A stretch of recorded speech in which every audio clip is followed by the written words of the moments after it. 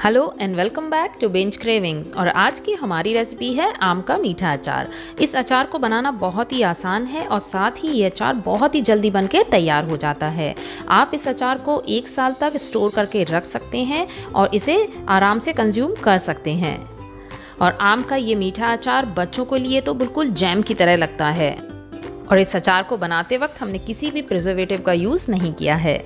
आज की वीडियो को पूरा देखें और ध्यान से देखें, क्योंकि आज की वीडियो में मैं आपको बताऊंगी कि किस तरह से आप इस अचार को बनाएं और क्या सावधानी रखें ताकि यह अचार सालों तक खराब ना हो। लेकिन उससे पहले अगर आपने अभी तक मेरा चैनल सब्सक्राइब नहीं किया है या फिर आप मेरे चैनल के लिए नए हैं तो प्लीज़ इसे सब्सक्राइब करें और साथ ही बेल आइकन को भी प्रेस कर दें ताकि आपको मिलती रहे लेटेस्ट अपडेट्स। और हाँ, अगर आपको वीडियो इंटरेस्टिंग लग रहा हो तो प्लीज़ इसे लाइक अभी से कर दें। यहाँ मैंने लिए हैं कच्चे आम। इनको अच्छे से धोने के बाद में पूरी तरह से सुखा लिया है। इनकी क्वांटिटी है लगभग 1 किलो 250 ग्राम। सभी आमों को छील लें। आप छिलके को नाइफ से भी उतार सकते हैं या फिर पीलर से भी उतार सकते हैं। अचार के लिए आप जो भी आम खरीद रहे हैं वो एकदम टाइट होना चाहिए और छीलने के बाद में इस तरह का सफ़ेद दिखाई देना चाहिए। और जब हम खासकर मीठा अचार बना रहे हैं तो हमें इतना मोटा छिलका उतारना है कि आम के ऊपर ज़रा भी हरा रंग ना रहे। जैसे आप देख सकते हैं कि इस आम का छिलका थोड़ा मोटा था तो मेरे को 2 बार पीलर चलाना पड़ रहा है, लेकिन हमें हरा पार्ट पूरी तरह से निकाल देना है। तो सारे आम छिलके तैयार हैं और अब मैं सारे आम को कद्दूकस करने वाली हूँ। मैं यहाँ पर थोड़े मोटे कद्दूकस का यूज़ करूँगी। कोशिश करें कि आम का मीठा अचार बनाते वक्त आप थोड़े मोटे कद्दूकस का ही यूज़ करें। सारे आम को हमें ग्रेट कर लेना है और ग्रेट करने के बाद में जो बीच में गुठली बचेगी उसे हम डिस्कार्ड कर देंगे।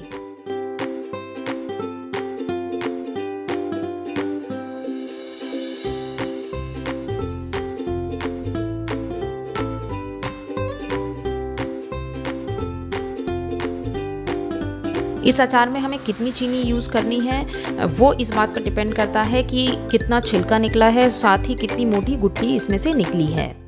सारे आम कद्दूकस हो चुके हैं और मैं दोबारा से इसका वेट कर ले रही हूँ। अगर आपके पास में इस तरह का किचन का वेइंग स्केल है तो बहुत अच्छी बात है, और अगर नहीं है तो आपको ज़रूर ख़रीदना चाहिए क्योंकि ये बहुत ही ज़्यादा यूज़फुल है। बोल रखने के बाद में मैं पहले इसे 0 पर कर देती हूँ, क्योंकि आए दिन हमें इस तरह की रेसिपीज़ बनानी होती हैं जिसमें हमें इंग्रेडिएंट्स की क्वांटिटी या उसका ग्राम्स नापने होते हैं। तो ये किचन का जो वेइंग स्केल है बहुत ही ज़्यादा यूज़फुल है। जो किचन का वेइंग स्केल मैं यूज़ कर रही हूँ इसका लिंक भी मैंने डिस्क्रिप्शन बॉक्स में दे दिया है, आप अमेज़ॉन पर जाकर चेक कर सकते हैं। तो छिलका उतारने के बाद में और सीड निकालने के बाद में इसकी टोटल क्वांटिटी रह गई है लगभग 700 ग्राम। और जितनी क्वांटिटी हमारे कद्दूकस किए हुए आम की थी सेम वही क्वांटिटी हमें चीनी की भी रखनी है। यानी आम का अचार बनाते वक्त जितना भी कद्दूकस किया हुआ आम हो उसके ठीक बराबर हमें उसमें चीनी ऐड करनी है, बशर्ते आप कितने भी क्वांटिटी में आम का अचार बना रहे हों। और अब मैं इसमें चीनी ऐड कर रही हूँ। अचार कभी भी ख़राब ना हो इसके लिए ये बहुत ज़रूरी है कि आप जिस भी बर्तन का अचार बनाने के लिए यूज़ कर रहे हैं वो पूरी तरह से सूखा हुआ हो और साथ ही आपके हाथ भी पूरी तरह से सूखे हुए हों। और चीनी के बाद में अब बारी आती है नमक ऐड करने की। कद्दूकस किए हुए 1 किलो आम में हमें 50 ग्राम नमक ऐड करना होता है। अब क्योंकि यहाँ पर जो आम की क्वांटिटी है मेरी 1 किलो से कम है, इसलिए मैं उसी अनुपात में यहाँ पर नमक ऐड कर रही हूँ। और बहुत ही सिंप्लीफाइड करके अगर आपको बताऊं तो हर 100 ग्राम पर, यानी कद्दूकस किए हुए 100 ग्राम आम पर हमें 5 ग्राम नमक ऐड करना है। तो जितना भी आपकी आम की क्वांटिटी है आप 5 से उतने नमक को मल्टीप्लाई करते जाइए। चीनी मैं पहले ही मिला चुकी थी और अब मैंने इसमें डाल दिया है नमक। और साथ ही मैं इसमें डाल रही हूँ 1 टेबल स्पून दरदरी कुटी हुई काली मिर्च। काली मिर्च की क्वांटिटी आप अपने टेस्ट के अकॉर्डिंग थोड़ी कम या ज़्यादा कर सकते हैं। ये अचार 1 दिन में ही बनके तैयार हो जाता है, यानी जिस दिन आपने अचार डाला है उसके नेक्स्ट डे से आप इसे खा सकते हैं।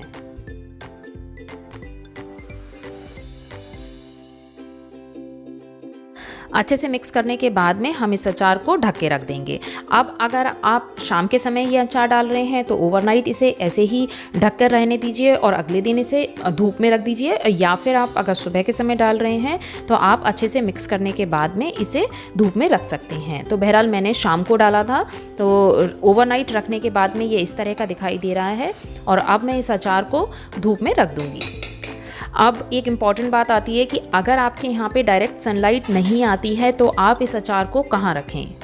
मोस्टली शहरों में डायरेक्ट सनलाइट आपको नहीं मिल पाती है, तो उस केस में आप ऐसी विंडो के पास में इस अचार को रखें जहाँ भले ही डायरेक्ट सनलाइट नहीं आती हो लेकिन वहाँ पर धूप की गर्मी खूब ज़्यादा हो। इस अचार को हमें मैक्स टू मैक्स बस एक दिन धूप दिखाना है। मैं बहुत ही जल्द आप सभी के साथ में आम के अचार की और भी रेसिपी शेयर करने वाली हूँ और आप देख सकते हैं कि कितने तरह के अचार और आम मेरे धूप में सूख रहे हैं। तो बहरहाल एक दिन की सनलाइट के बाद में ये अचार कुछ इस तरह का दिख रहा है।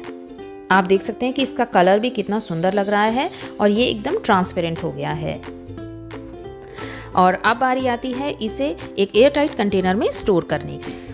मैं यहाँ पर एक ग्लास कंटेनर का यूज़ कर रही हूँ और अचारों को कोशिश करके आप कांच के बर्तन में ही स्टोर करें, क्योंकि अचार को हम लगभग कम से कम 1 साल के लिए तो स्टोर करते ही हैं। तो ये बहुत ज़रूरी है कि हम अचारों को ज़्यादा से ज़्यादा प्लास्टिक से दूर रखें। किसी भी अचार की शेल्फ़ लाइफ बढ़ाने के लिए ये बहुत ज़रूरी है कि जिस कंटेनर का आप यूज़ कर रहे हैं वो पूरी तरह साफ़ हो और साथ ही पूरी तरह से सूखा हुआ हो।